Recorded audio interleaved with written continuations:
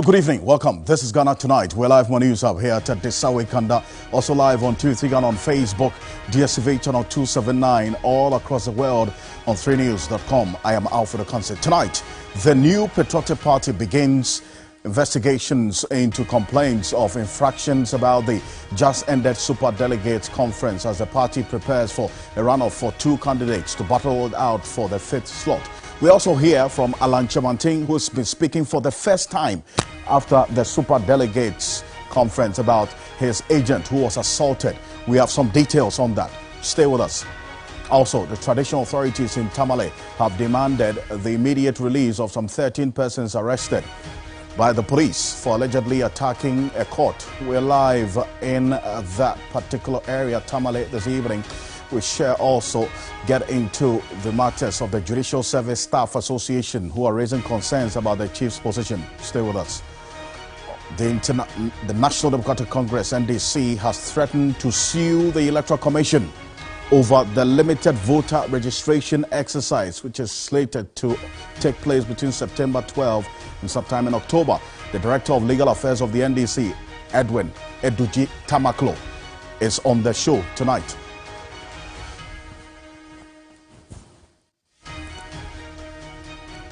As always, we're very, very interactive here on Ghana Tonight. Let's hear from you. The hashtag we're using is Ghana Tonight on Facebook and Twitter.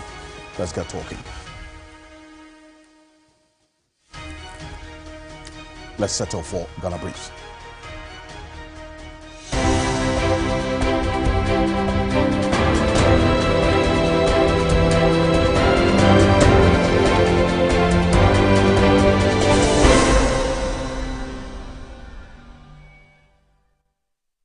The New Patriotic Party says it will conduct a full-scale investigation into the alleged assault of some polling agents during the Special Delegates Conference. The election committee of the party held a marathon meeting with some candidates who contested the election. A lot of people are not happy with the Northeast issue. I think the Nalerugu issue is the only region that something did not go well. And I think there's going to be further investigation to basically ascertain. Disciplinary measures will be put in place, investigations will be conducted, and if somebody is found to be culpable, discipline will be meted out accordingly. They had an opportunity to give us a full report of what happened. We are going to meet some other members again on Thursday. We also had an opportunity to meet with one of the aspirants who made certain statements, which statement went viral. Flag bearer hopeful of the New Patriotic Party, Alan Chamanting, has broken his silence on the attack on his agent in last Saturday's Special Delegates Conference. He noted that such incidents will not be tolerated in future. What happened to my colleague on Saturday was an act of total indiscipline and indecent behavior. How do we, as a decent party, going into an election, particularly at the level of superdelegates, superintend such behavior? I mean, look, we all joined the NPP because of our commitment to the values of the party. But what is happening clearly shows that this is not what we bargained for.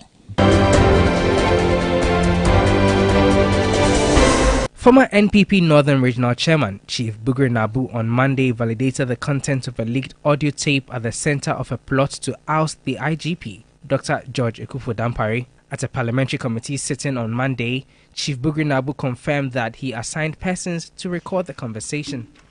I cannot keep everything they were talking to me at that point.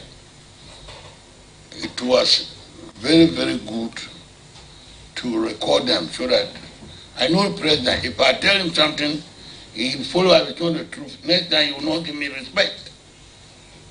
You know him and I know him. So the best thing was to ensure that when I tell him, he asked me, "Are you sure?" President Akufo-Addo has warned maritime rating organizations to be cautious of inaccurate reportage as it can impact the nation's global trade participation. He acknowledges their contributions to international shipping but clarifies that petty theft incidents cannot be equated with piracy in the context of international maritime law definition. He was speaking at the opening of the 3rd International Maritime Defense Exhibition and Conference at Bema Camp in Accra. Government will continue with its naval infrastructure construction policy to improve the Navy's maritime response time. Government will continue supporting the Maritime Authority, the Ports and Harbours Authority, the fisheries sector, the various institutions in the oil and gas sector, and the entire maritime industry with policies, equipment, training, and resources as part of maritime security capacity building. Traditional authorities in Tamale have condemned the use of live ammunition to disperse a crowd following a misunderstanding between the police and the youth. They are demanding the immediate release of 13 arrested individuals and seized motorbikes. Briefing the media after a crunch meeting, spokesperson for the chiefs, Alhaji Abdul Latif Shahana, described the actions by the police as unprofessional. The police besieged the Bukonas Palace using water cannons and live ammunition, firing into the palace. Actually, personally, that annoyed me and angered me so much because it is the palace that is our place of refuge. If you are being chased by anybody, you run to the palace, then you are safe. But for the police to come and attack the Bukonas Palace is something that we didn't understand.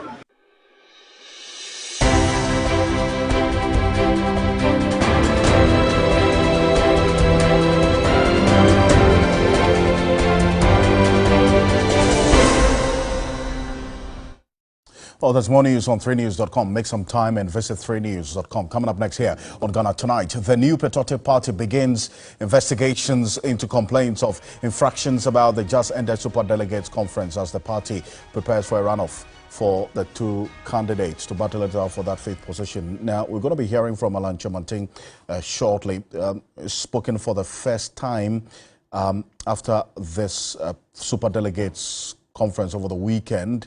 He's broken his silence on this matter, the attack on his agent, condemning the act and asking that that should never happen again, going into the November 4 election proper. Take a look.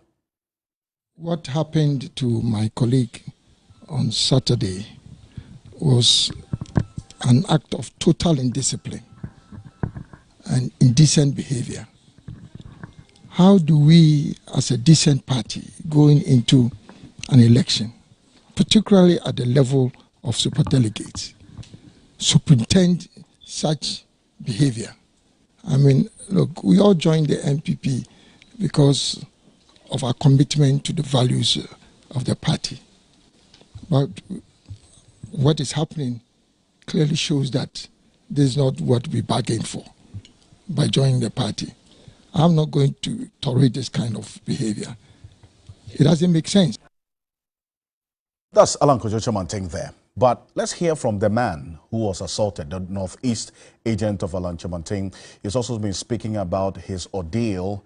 And guess what? We're getting to know that this was meted out to him by executives of the NPP in the Northeast region. Take a look. Third person was the regional youth organizer. He voted and displayed his vote.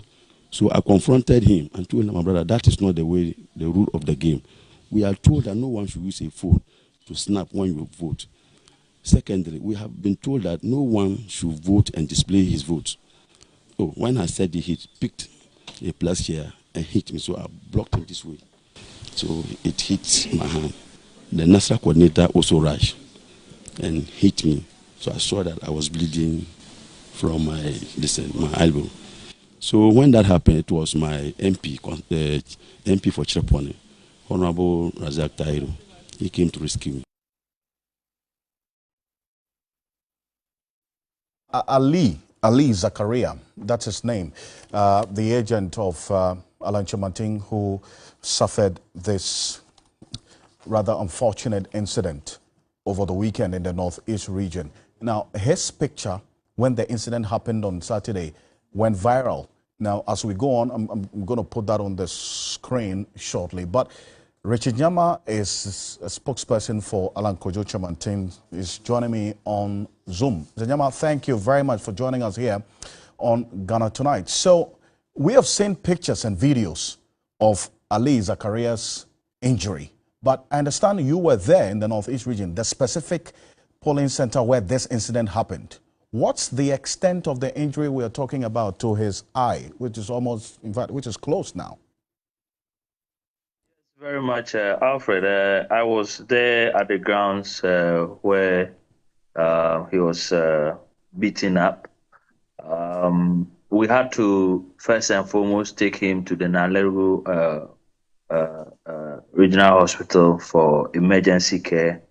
That was stitching of the eyes. The top part of the eye, the eyelid, this part of it was burst, and then towards the eyebrows too got burst, and they had to stitch those two places.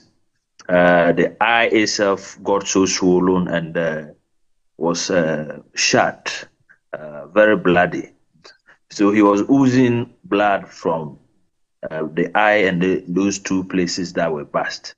And then after the stitching, they gave him medication to ease the pain. But they are not an eye specialist. So I had to bring him to Tamale. In Tamale, the hospital took him in for on admission that same night, Saturday night. And then Sunday and Monday, he was discharged yesterday. But the condition was still that bad. The eye was still shut. He couldn't open it. Right. So I had him come to Accra. And this afternoon, we had an appointment with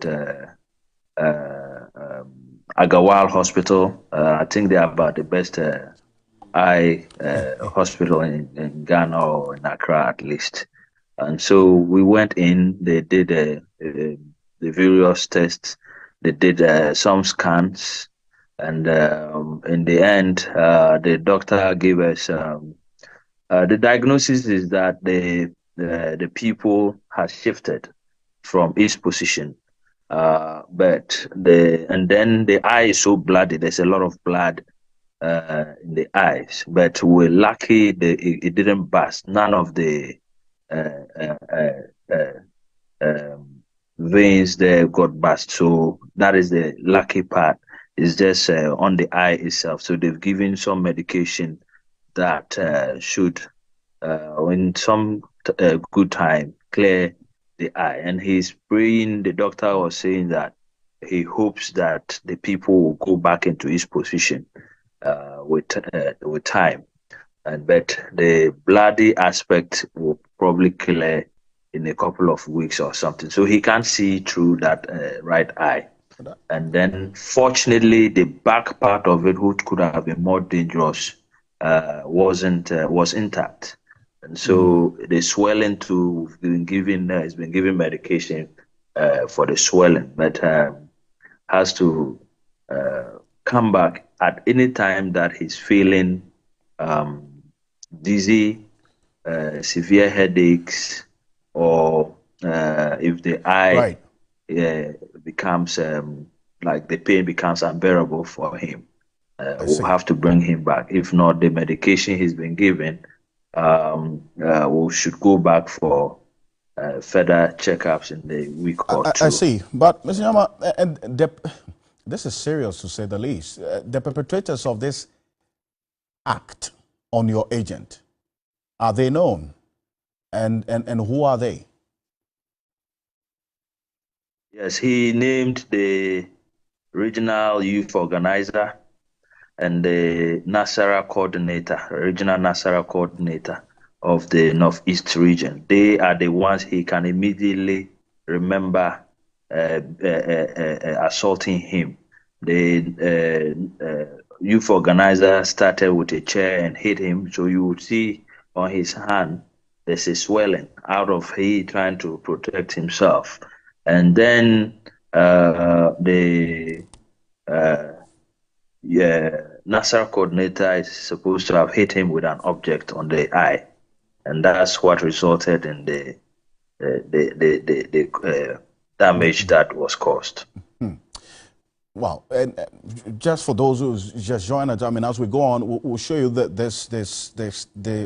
pictures of this injury that we're talking about and the videos that earlier surfaced. But the police, have you reported this matter to the police? And if you have they done anything about this? As in, for instance, inviting these two persons you're talking about, the regional youth organizer of the MPP in the Northeast region, and then the regional Nasara coordinator of the MPP in the same Northeast region, who you're saying perpetrated this act? Have they invited them?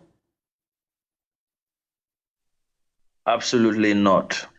In actual fact, Alfred, when the incident happened, I first and foremost sought the view of the regional police commander, who was in the hall when the event happened. There were more than 20 policemen in the assembly hall when that happened. Not a single one of them intervened.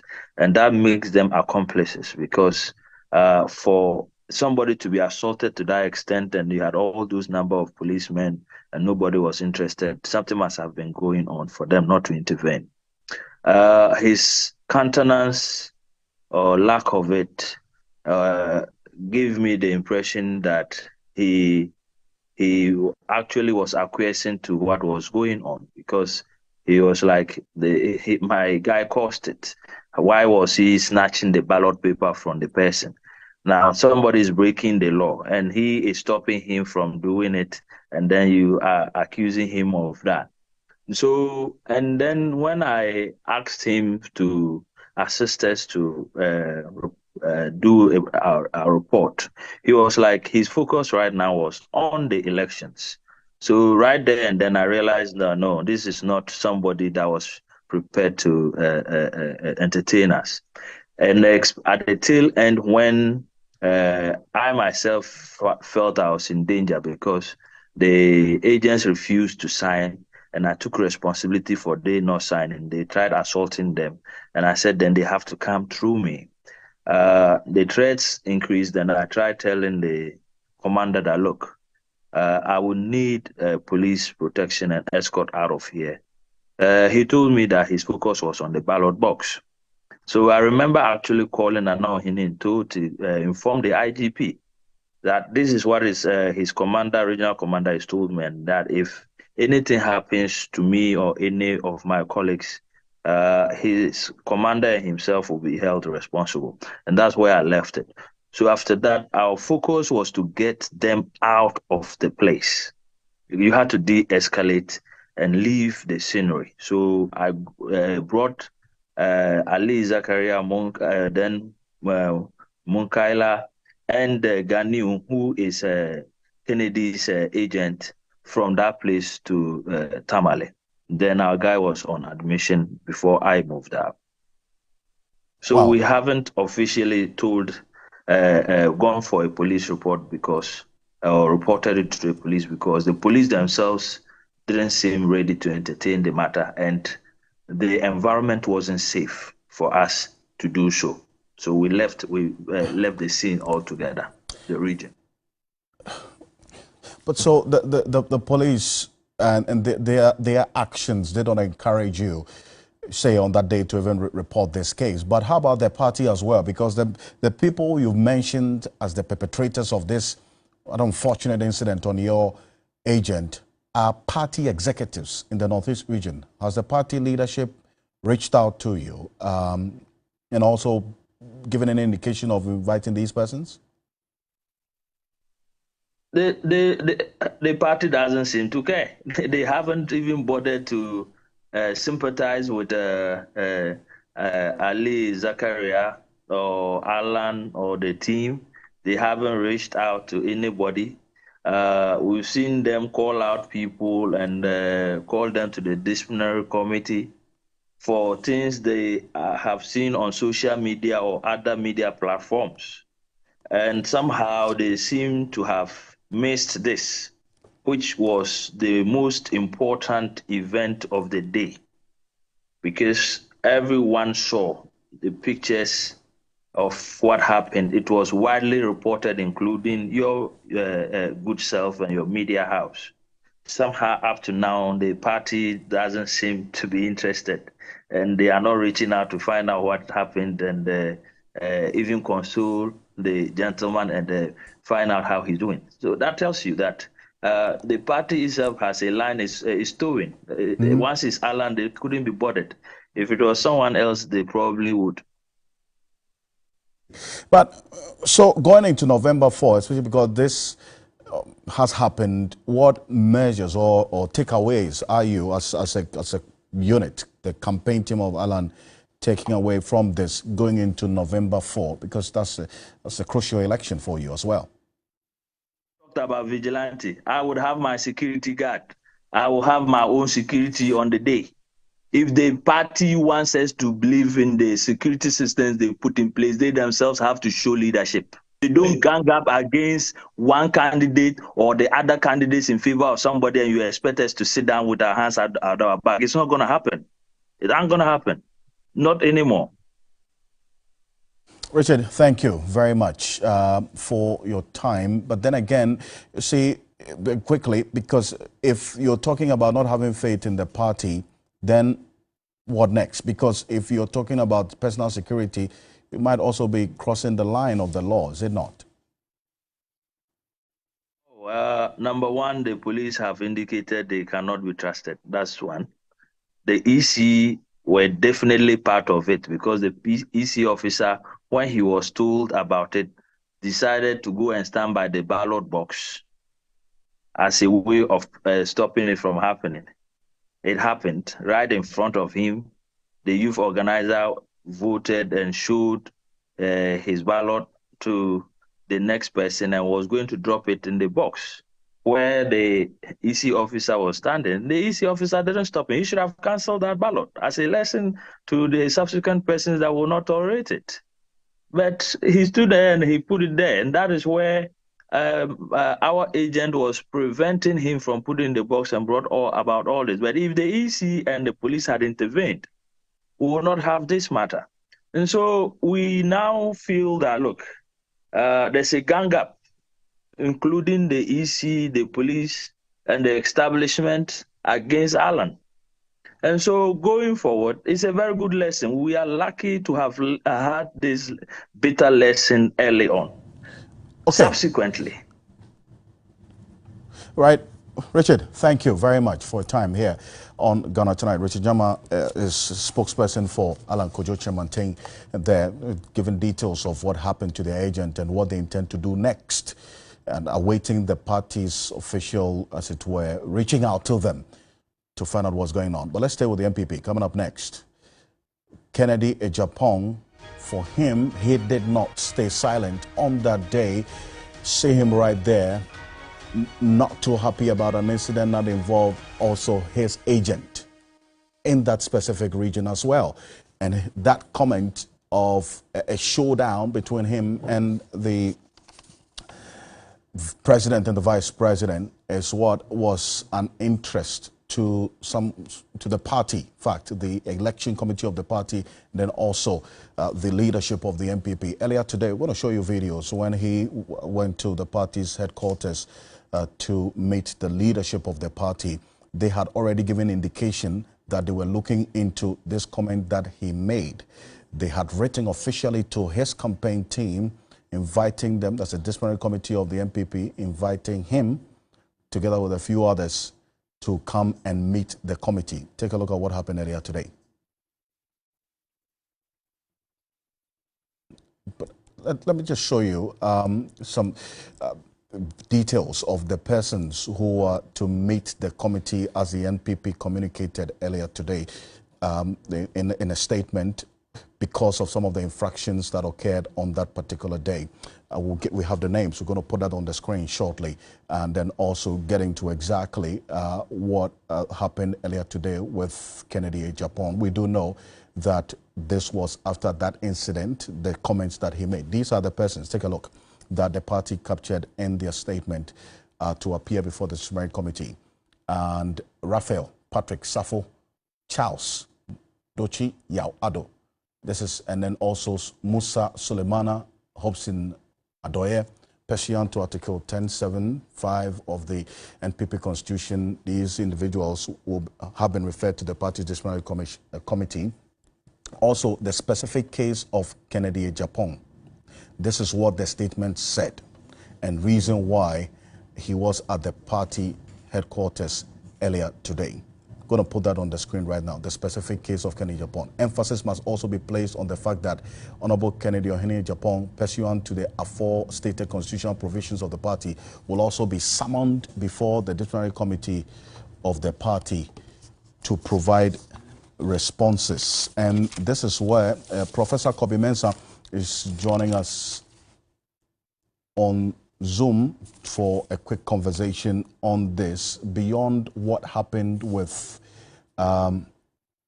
Kennedy Japan and the matters arising now that is meeting the disciplinary committee, did he, Professor Kobi Mensah, who is a senior lecturer at the University of Ghana Business School, Prof, thank you so much for joining us. Did Kennedy Japan's showing coming second surprise you? I mean, beyond these issues of the disciplinary issues that the party is also looking at as we speak, and especially because of the fact that even the concerns that he raised about have been also corroborated by the likes of Kojo Poku and Alan Kojo Chemanting as well.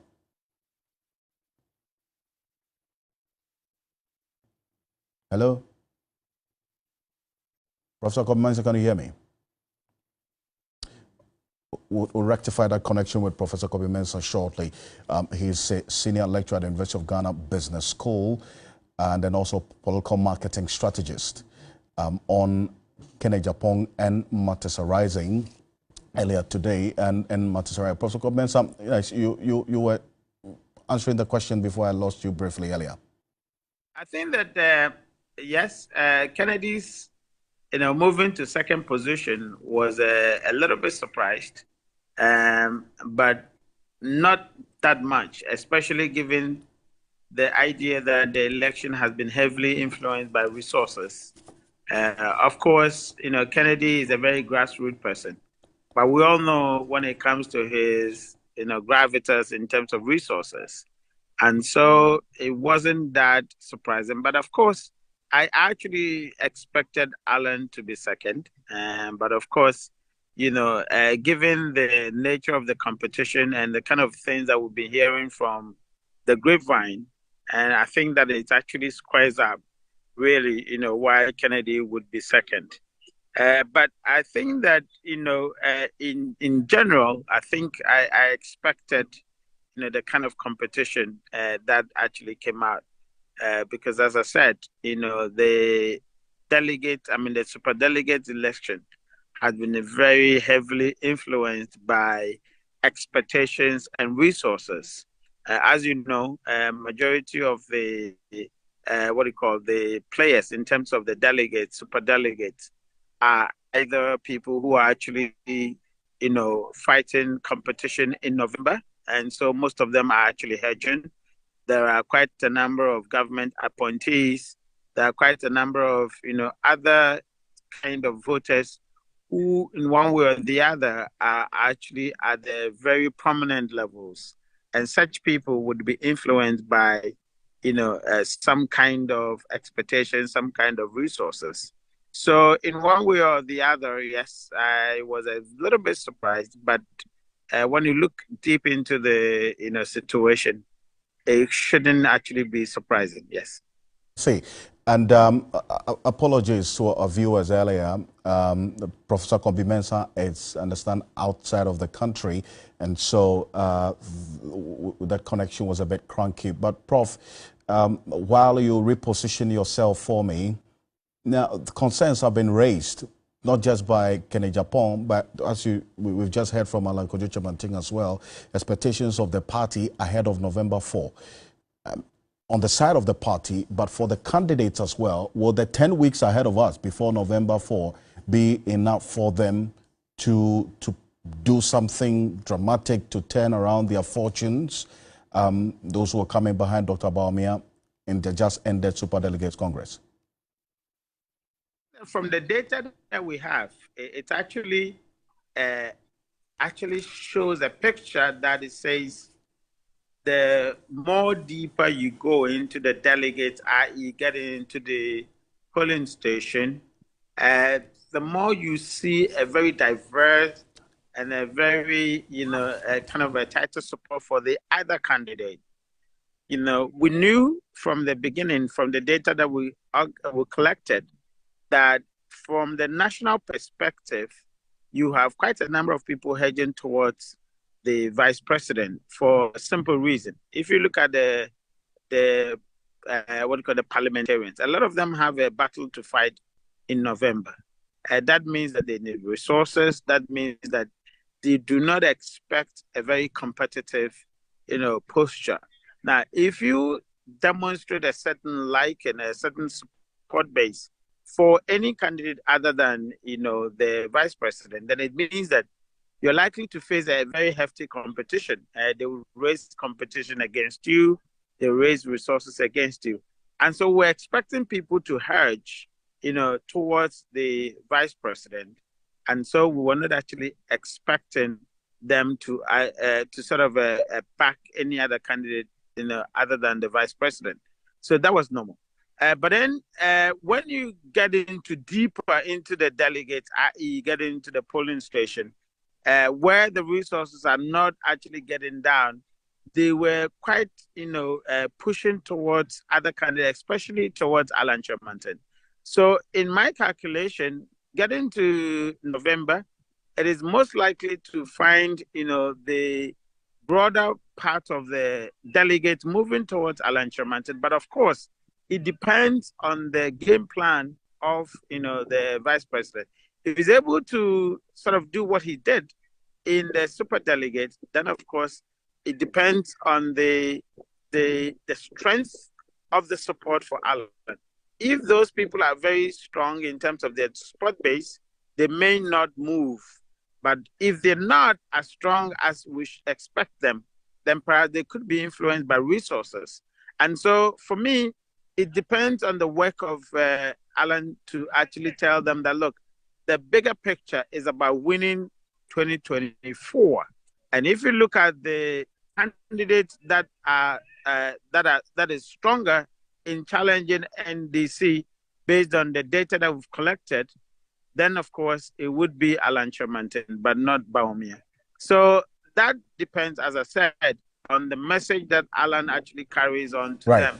And then of course the intervention of Bawumia's camp. If they could do what they did in the super delegate, then that could change the whole picture. But of course, it also depends whether people want to vote based on their conviction or based on the influence of resources. Very interesting there. Professor Kobe Mensah, thank you very much for joining us here on Ghana Tonight. He is a senior lecturer at the University of Ghana Business School, a political marketing strategist. Apologies for the connection earlier with the Zoom. He's out of the country, and that explains why his daytime where he is. But you're still live here on Ghana Tonight. But coming up next, the NDC has threatened to sue the Electoral Commission over the limited voter registration. The Director of Legal Affairs of the NDC, Edwin Eduji Tamaklo, is on the show tonight. Stay with us. We'll be back shortly after this quick break here on Ghana Tonight.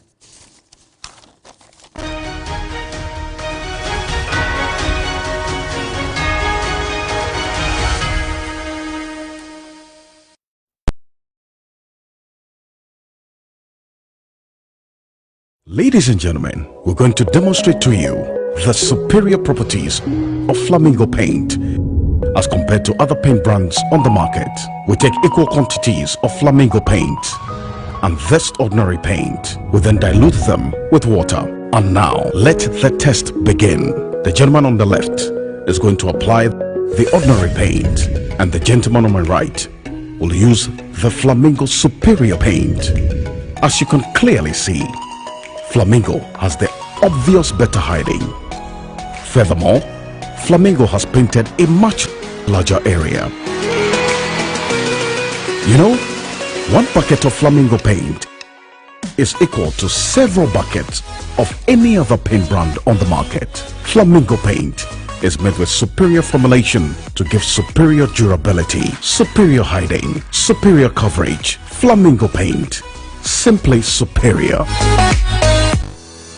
Hey, Ojam, you're looking good, oh my friend. Is there something you're not telling me? Yes, I'm feeling very good and strong. What is the secret? It is not a secret. My farmer used Yaramila Activa on me 2 weeks after planting. This boosted my growth. Then after, he used Yarabella Sulfan as top dressing when I was at knee length. My goodness and strength is because of Yaramila Activa and Yarabella Sulfan. Yara fertilizers have nitrite-based fertilizers that are readily available for plant upkeep and do not over-acidify the soil. Yara fertilizers also contain micronutrients such as zinc, boron and manganese, which aid in yield and crop quality. If you want to look good like me, then your farmer must go for Yara fertilizers. They are available in accredited agri-input shops nationwide. For more information, call 0308-251-060 or visit our webpage at yara.com.gh or Facebook page. And there is more. Yara retailers can also benefit from selling Yara products by just downloading Yara Connect app and scanning QR codes on the Yara sack at the point of sale to earn rewards. Use Yara fertilizers for better yield and quality produce. This Saturday on Fisheries Eye at 6:55 p.m. on TV3. Unveil the harsh realities faced by vulnerable girls in Keji, a tranquil fishing community nestled within the Keta municipality of the Volta region. Cases of teenage pregnancy have shed light on a deeply concerning issue: how financial struggles drive young lives to the edge. Fisheries Eye brings to our viewers the harrowing experiences of marginalized voices in our fishing communities where dreams meet challenges. This and every Friday and Saturday at 6:55 p.m. only on TV3. Fisheries Eye is funded by the USAID from the American people.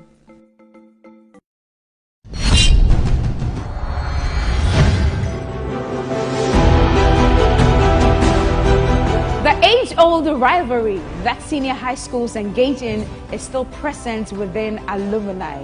The battle for bragging rights to a particular endeavor remains even after school. If your school can cook, it means your school is here. If your school can boast of good culinary masterminds, this right here is the perfect platform to showcase that skill set. Alumni have met and they have chosen representatives to take up the task of preparing extraordinary dishes to bring victory to their respective schools.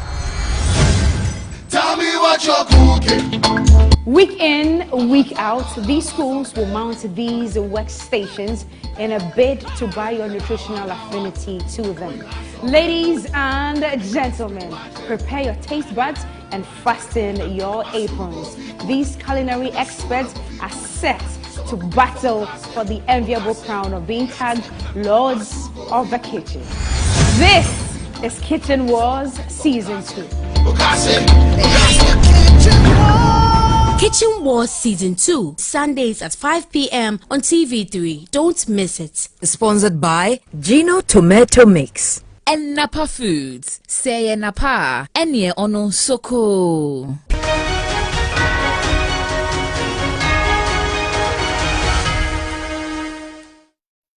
Welcome back to Ghana Tonight. The opposition NDC has issued a warning to the Electoral Commission not to conduct its pending voters registration exercise at its district offices. The party is saying should the EC fail to adhere to the advice, it will take legal action against it. But first, let's hear from the EC Chair, Jane Adokwai-Mensah, on this. The DLE will be conducted in all 6,272 electoral areas, in all districts, with the exception of Nkranza North and Nkranza South in the Bono East region. The DLE for the two districts was not held in 2019 for security reasons. As such, the elections would not be held in both districts until 2025. As a commission, we encourage voters to take advantage of the voters' registration exercise and register to vote. We also entreat the citizenry to participate actively. Article 45A mandates the Electoral Commission to compile the register of voters at such periods that may be determined by law. It is in the discharge of this mandate and as part of the Commission's preparations towards the conduct of the 2023 district-level elections that the Commission will undertake a voters' registration exercise. The exercise will be held between the hours of 8 a.m. and 5 p.m. each day, including Saturdays and Sundays. Each district office will serve as a registration center. The Commission has not undertaken a voters' registration exercise since the last one in 2020. This means that we are seeking to add to our register some 1,350,000 persons. Therefore, we do not believe that upholding LI 2111 and enforcing the use of the Ghana card to prove a person's citizenship will lead to disenfranchising citizens, as is being alleged by sections of our society. As a commission, we find it unfortunate that our efforts to strengthen the credibility and integrity of our voters' register, and by extension, our elections, by the introduction of the draft CI, did not receive the support of Godwin Tamaklo is NDC's Director of Legal Affairs, his private legal practitioner as well. Thank you for joining us here on Ghana Tonight. Why are you asking the Electoral Commission to, quote, not to conduct the pending voters registration exercise at its district offices? Clearly, any decision to conduct the limited registration exercise, which is constitutionally sanctioned, would amount to what is called voter suppression. And usually voter suppression, even though backed by law, is a strategy deliberately to disenfranchise some people.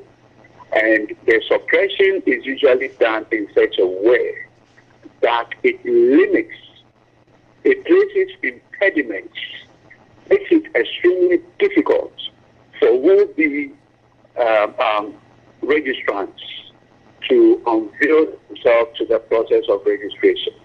And it is clear that this particular electoral commission is bent on doing exactly just that. And it is extremely unfortunate.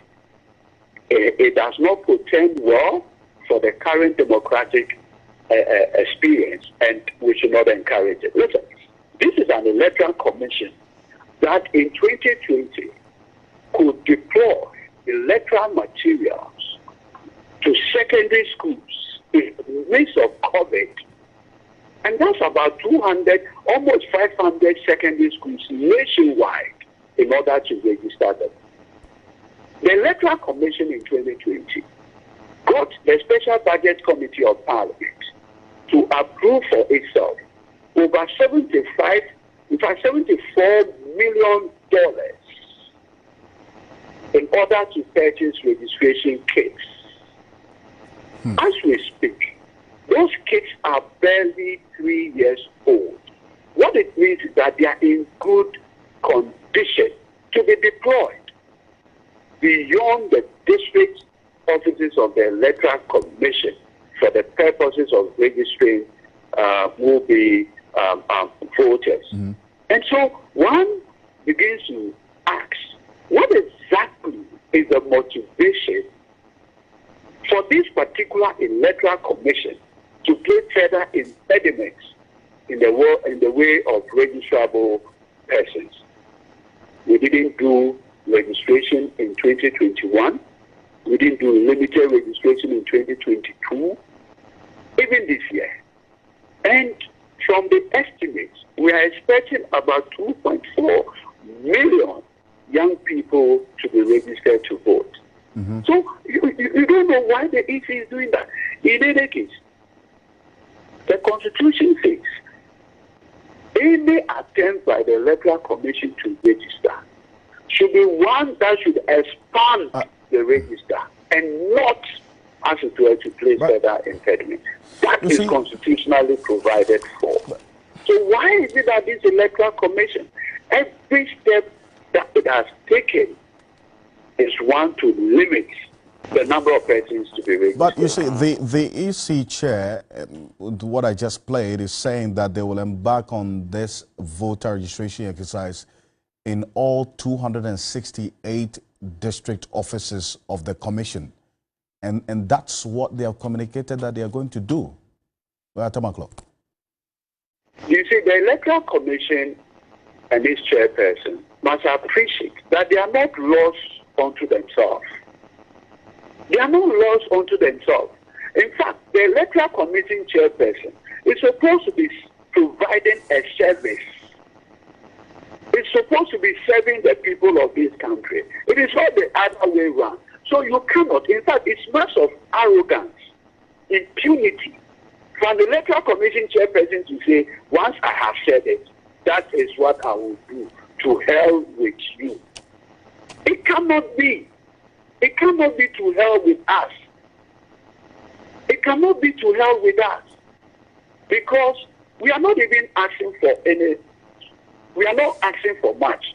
All we are saying is that, look, there are about 1,500 electoral areas in this country. Allow the process to happen in this electoral area. Alfred, there are 36,000 polling stations across the length and breadth of this country. We have not demanded of the Electoral Commission to register people in 36,000 polling stations. No. And Alfred, let me give you a classic example. All right. You know the Shai Osudoku constituency, correct? Look, that constituency stretches from Dodowa into Doyomo.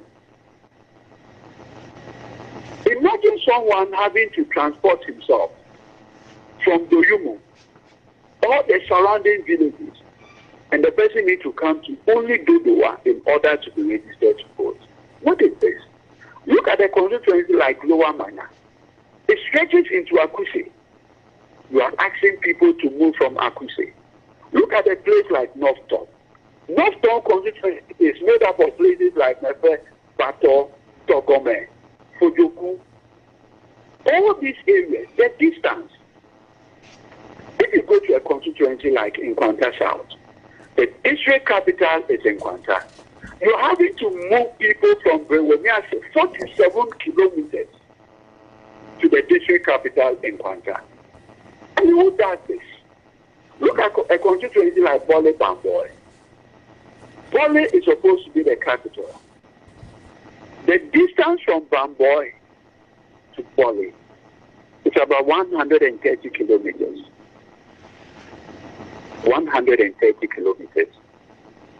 But and you are saying that those people do not matter. They don't matter. Well, Mr. Uncle, the AC has scheduled the exercise to take place as the commissioner just indicated in that voice, the video I just played, that between September 12th, which is just about some 2 weeks away from now, to October 2. That's the date communicated. So what's the alternative? What's the NDC going to do if the EC does not amend this position as you are asking? No, the NDC as a political party has all the legitimate tools available, and the options we have are many, but not limited to a court action. Because you see, Alfred, this is the only democracy that we have. True. Look, if you are taking a strategy that potentially can suppress the ability of 2.4 million young people to partake in our democratic process, what you are doing is to bottle out their ability to partake in the decision-making processes of this country. And that is certainly unfortunate and should not be encouraged. I see. But has this position been officially communicated to the Electoral Commission that you do not agree with what they have communicated they're going to do? In fact, the political parties, with the exception of the NPP that appears comfortable with the posturing of Jane Mensah, all the others have taken steps to register their progress, and in fact have encouraged the Electoral Commission that you have the kits already. These are kits that you bought with $74 million. So it shouldn't be difficult at all in deploying them in the over 1,500 electoral areas of this country. And that will greatly, greatly, greatly help. Thank you. Eduji Tamaklo is private legal practitioner, is the Director of Legal Affairs of the NDC there. Coming up next here on Ghana Tonight, traditional authorities in Tamale have demanded the immediate release of 13 persons arrested by the police for allegedly attacking a court. Let's go live now to the area. Also hear from the Judicial Service Staff Association of Ghana, JUSAG, on this rather unfortunate incident. Now, traditional authorities there in Tamale have been talking, condemning the use of live ammunition to disperse a crowd following a misunderstanding between the police and the youth in the area. They're demanding the immediate release of the 13 persons arrested yesterday and the motorbikes that have been seized. They were briefing the media earlier today. Take a look.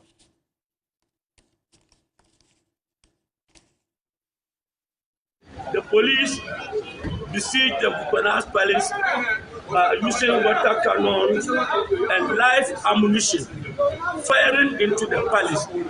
Actually, personally, that annoyed me and angered me so much because it is the palace that is our place of refuge.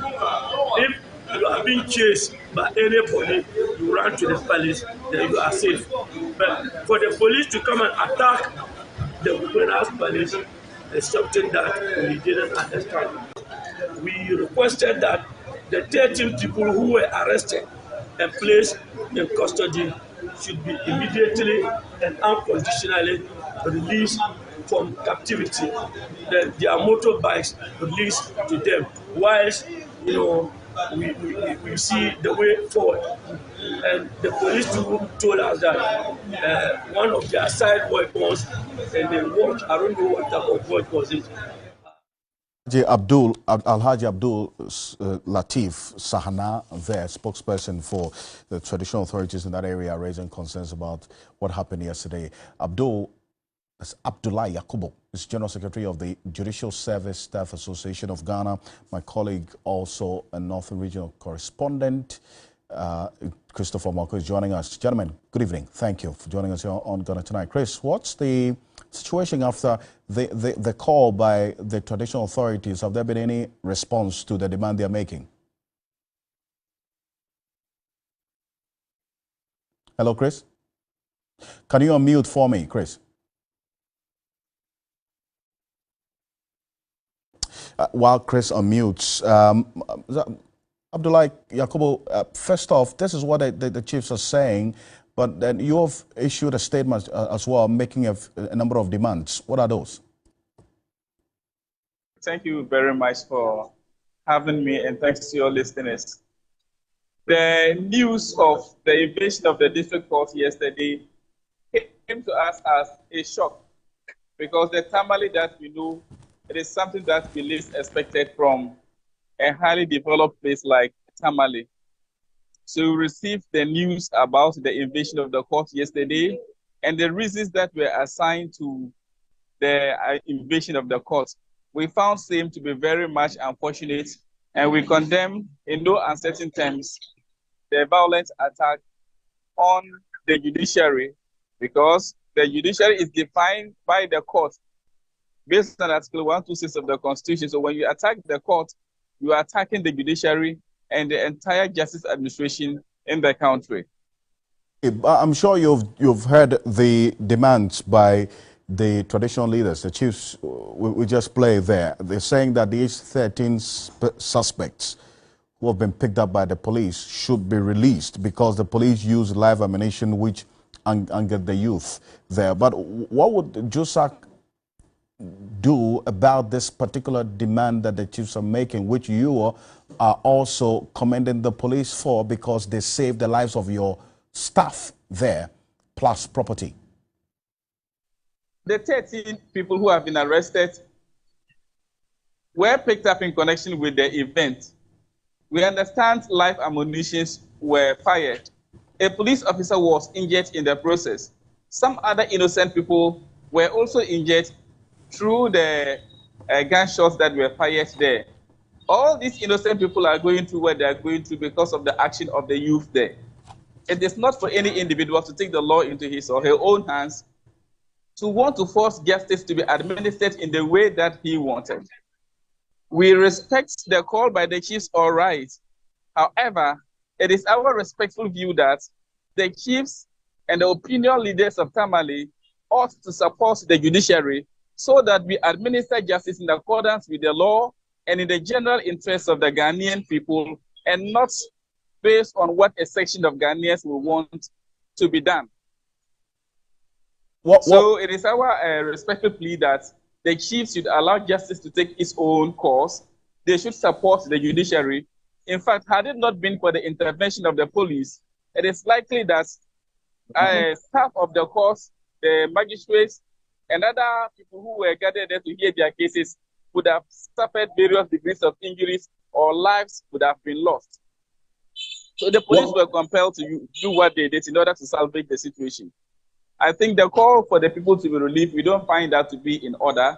We plead with the chiefs to not consider their view and allow justice to travel its course. I see. If in the course of the investigation of the police, they realize that some of the 13 people are innocent of offenses that may be charges that may be brought against them, the police can decide to free them. However, anybody who is culpable in what happened yesterday, it has tarnished the image of Tamale as a metropolis and as a traditional, the capital of the northern region. Okay. And we feel that should not have happened. Right. If we allow the 13 people to go, then we are giving the green lights to people who want to take the law into their own hands. Anyway. So we plead that the chiefs should reconsider their decision. Right. Chris, if you can hear me now, I was asking about after the demands by the chief, has there been any reaction from the police?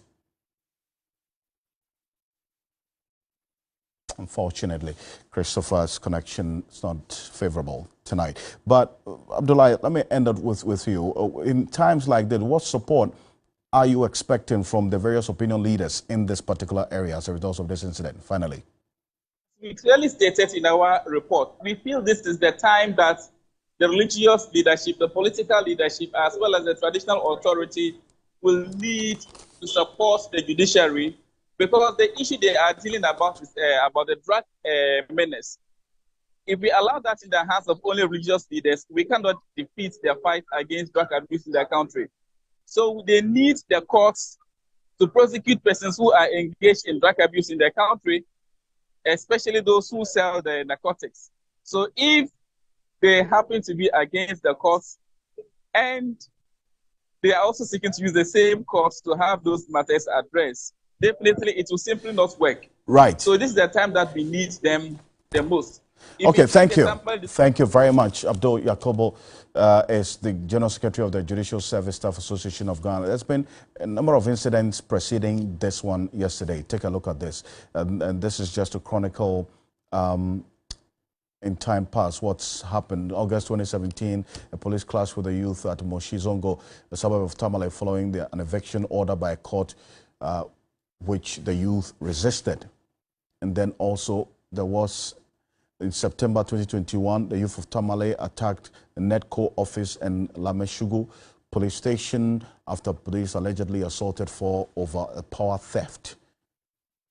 And then in 2022, February, the clash between the police and the youth of Lameshugu, which claimed 2 lives, leaving 7 injured. The disturbance was reported to have erupted when a young man who was being pursued also ran to the palace there. So there's been a number of instances in this nature, which is raising some fundamental concerns there. But this is something we're keeping a close eye on, and we'll see how things play out. Thank you so much for staying with us here on Ghana Tonight. Join us same time tomorrow. On behalf of the rest of the team, we appreciate your company. I am Alfred Ocansey. Have a good night. Ghana Tonight is brought to you by Flamingo Paint. Superior durability, superior hiding, superior coverage, simply superior.